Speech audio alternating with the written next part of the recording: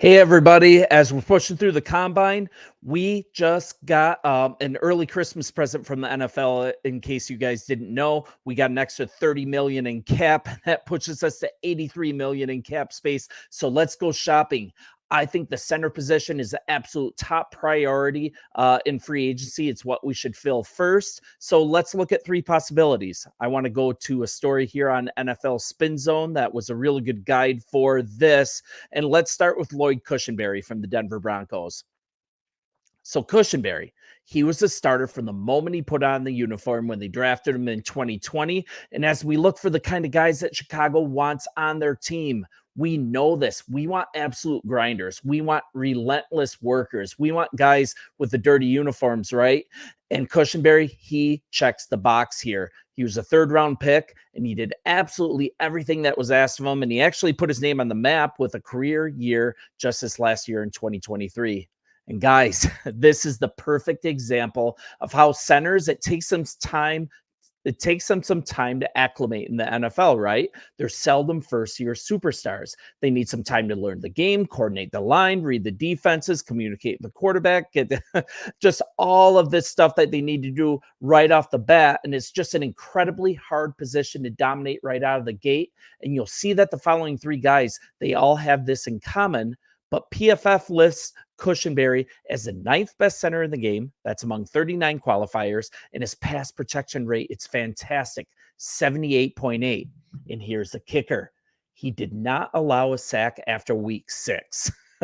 That's fantastic. That's coupled with only 6 pressures all season. So look, we know we got to do something here. Whitehair and Patrick, they just didn't cut it. They're both going to be gone. And Justin Fields, he just got flushed out over and over and over and over. You know, guys coming through the middle of the line, no time to find receivers. And when they were open, there was just hesitation. And I think he had happy feet just from being pressured so much.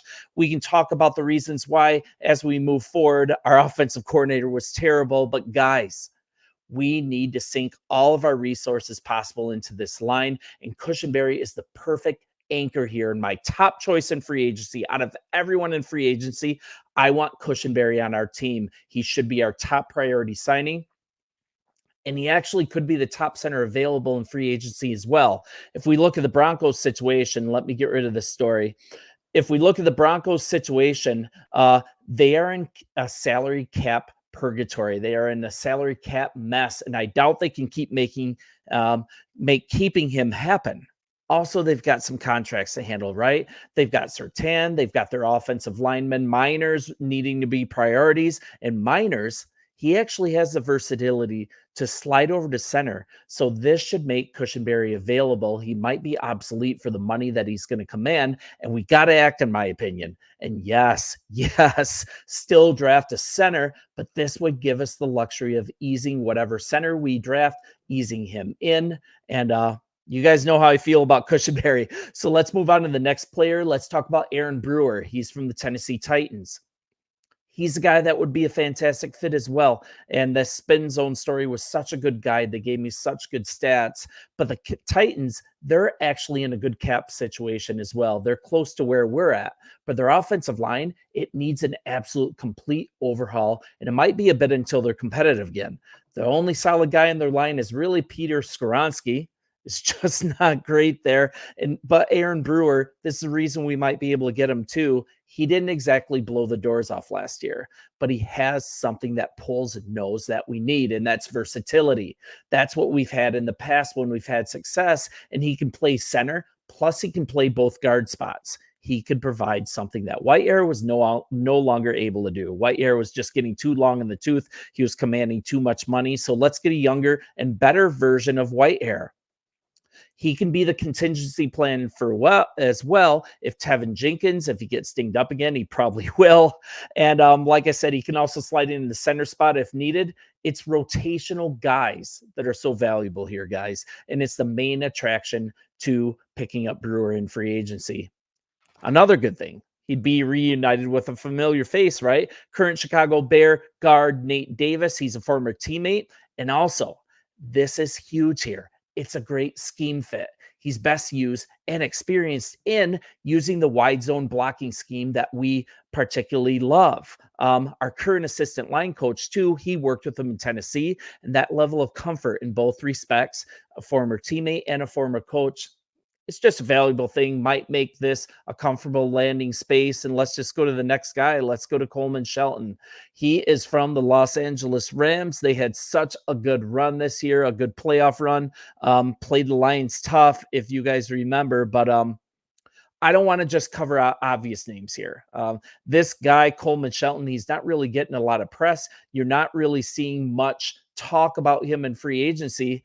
I personally don't see a better match here than Cushenberry for us. He's young, ascending after a career year. He also fits that personal mold that we look for for players. Once again, just an incredibly hard worker. Plus, we have the cap room to get him no matter what, if that's the play. But I'd be remiss if I didn't talk about Shelton here, because this is really interesting.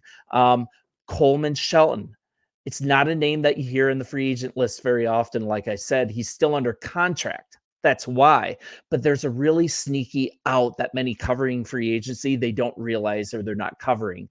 He has a clause in his contract. And that clause says that he can choose free agency if he played in 55% of the snaps last year. And guess what? He played in 97%. So checkmate, right? He can go into free agency if he chooses to. This is a guy that we can go out and get. So let's talk about him a little bit.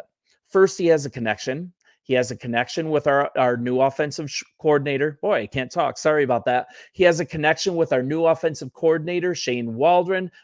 Shelton was a backup center with the Rams, and this was when Waldron was their passing game coordinator. I believe that was back in 2020. Let's see what else. We're bringing essentially the same system here. So the familiarity with that, it's a great thing. And it actually might make him the best candidate if we can get him for a little cheaper. A knock on him, though, he's a little undersized. He's 6'4", 299. Can't believe that's undersized. It's crazy how big these guys are. But we need guys that are a different breed to run this offense with Fields behind them. And I do believe it's going to continue to be Justin Fields. They got to be fast. They got to be athletic. They got to be able to push to the second level when they need to. And this ability to be in a wide, to be in our blocking scheme, to have that athleticism, to hold blocks and move with the quarterback, it's just something that you necessarily can't coach. You have to have the build and the athleticism to do so and the drive to do so. And Shelton, he matches that. He's only 28 too. That's not long in the tooth. He is the perfect candidate for a 2 to 3 year contract as a center. We draft, I'm hoping it's Powers Johnson, right? He can have some time to mature. He can also slide over to guard. He played so many different positions in college.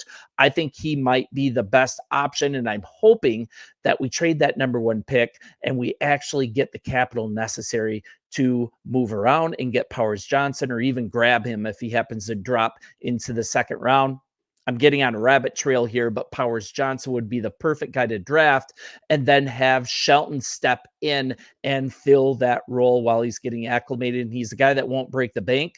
I mean, these 3 guys, they'd all be great free agent additions with the emphasis on Cushenberry. Let's just see what happens here. I just wanted to talk about the main guy and also a couple guys that people aren't necessarily blowing the doors off with media coverage. And I think that's a good position for us all to be in, to look at these a little ignored guys and make our informed decision from there. So, hey, you guys, it's going to be a great combine this week. I can't wait.